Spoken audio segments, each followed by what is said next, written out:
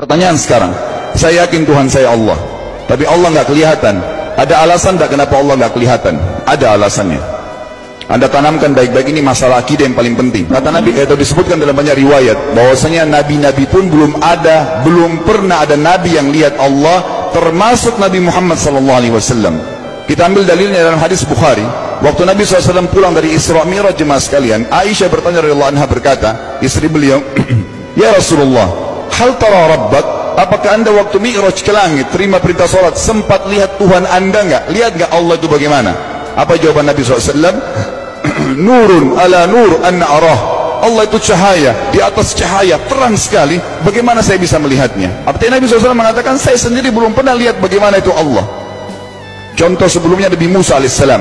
Nabi Musa waktu menerima wahyu Taurat, itu selama 40 hari turun Taurat lengkap. Al-Quran 23 tahun baru lengkap. Kalau Taurat 40 hari nunggu di gunung Tursina. Tursina sebuah wilayah di Mesir sekarang.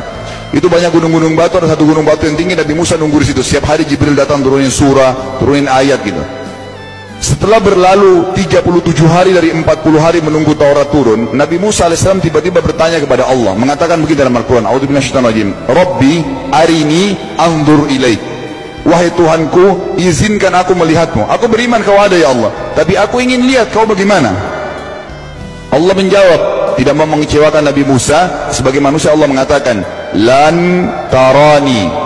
Perlu anda tahu dalam bahasa Arab jemaah sekalian ada 3 kosakata la, tidak yang berarti tidak. Ada la biasa artinya tidak, ada lam dengan mim, lam artinya tidak pernah, ada lam dengan nun, lan artinya tidak akan pernah. Allah mengatakan apa? Lan tarani, kau tidak akan mampu melihatku wahai Musa. Tapi Allah nggak mau kecewain Musa. Ternyata Musa selama 37 hari jemaah sekalian kagum-kagum melihat gunung-gunung batu di situ. Pergantian siang malam, burung-burung yang terbang, air yang mengalir di lereng-lereng gunung. Lalu dia mengatakan, Allah mengatakan apa? Walakin unzur ilal jabal, fa in istaqarra makanahu fasawfa tarani. Coba kamu lihat gunung-gunung batu di sekitarmu hai Musa. Kalau mereka bisa menampung kedatanganku, kata Allah, kau akan bisa melihatku. Apa yang terjadi? Allah lanjutkan, falamma tajalla rabbuhu lil jabal, waktu Allah baru niat mau datang, belum datang, ja'alahu dakka, semua gunung batu itu hancur lebur, tidak mampu menampung kedatangan Allah. Wa kharra Musa sa'iqa, lalu Musa pingsan tiba-tiba. Waktu Nabi Musa bangun, langsung ucapkan kalimat, amantu billah, saya beriman pada Allah. Berarti fakta lapangan, nabi-nabi aja belum pernah lihat Allah. Masih pertanyaan lagi jemaah sekalian, kenapa Allah nggak bisa kelihatan? Saya akan jawab dan tolong ini jadikan sebagai pegangan hidup. Ini landasan akidah kita.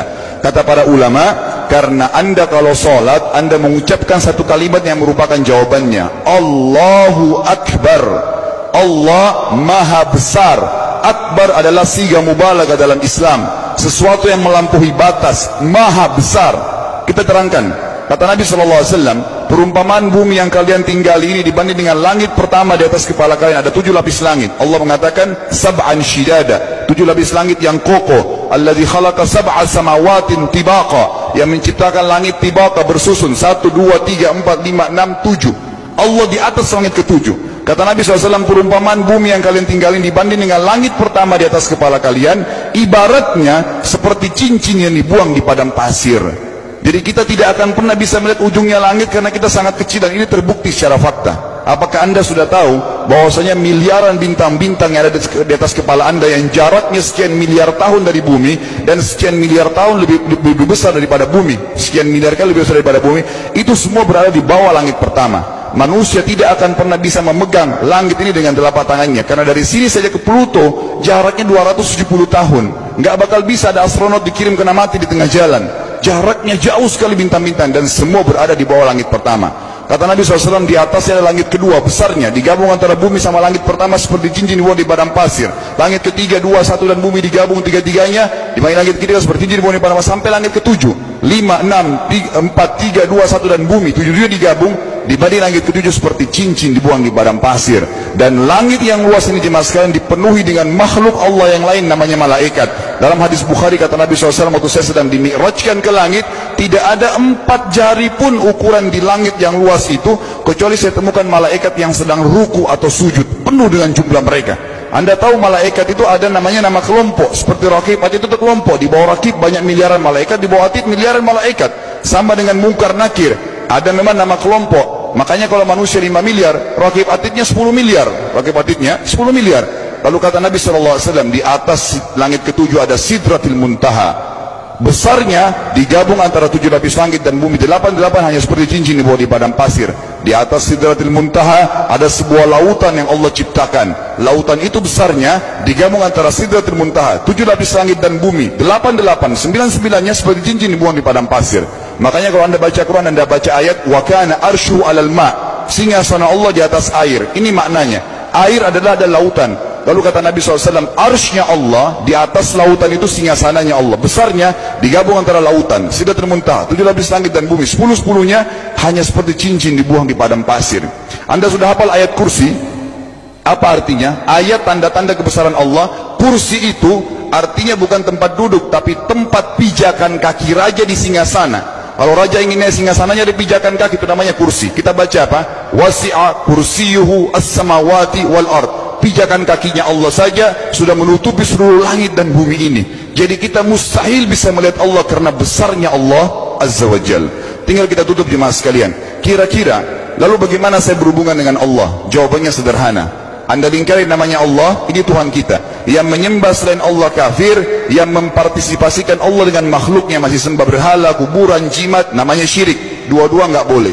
Untuk berhubungan dengan Allah yang tidak kelihatan dengan mata kita ini, tapi kita bisa rasakan keberadaannya, cuman satu cara. Di bawahnya lingkarin ibadah. Salat, puasa, zakat, haji, takziah, ziarah kubur, semua ini adalah rangkaian ibadah untuk berhubungan dengan Allah. Semua ibadah ini jemaah sekalian harus seperti yang Allah mau, bukan yang Anda mau. Ini penting. Karena kalau tidak seperti yang Allah mau, Allah tidak terima. Bagaimana caranya supaya bisa seperti yang Allah mau? Ikuti buku pedomannya. Ada Al-Quran, ada Sunnah. Yang beribadah keluar dari dua pedoman wahyu ini tidak akan diterima oleh Allah. Seperti Anda kalau kerja di perusahaan, pimpinan perusahaan kasih peraturan, Senin pakai baju kuning, Selasa baju hijau, Rabu pakai baju hitam.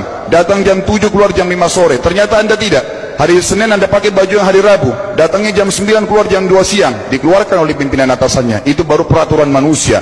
Bagaimana dengan peraturan Allah Azza wa Jal? Maka kita simpulkan semua jemaah sekalian adalah, yakinlah Tuhan Anda Allah ada, satu-satunya Tuhan. Kalau Anda sedang sakit, yang ciptakan Anda Allah, yang ciptakan penyakit Allah, yang menciptakan kesembuhannya Allah. Kalau kita sedang musibah sama, kalau kita sudah senang juga sama. Semoga Allah SWT menjadikan kita orang-orang yang senantiasa beriman padanya dan juga selalu bertumbuh dalam keimanan tersebut serta mengikuti syariat.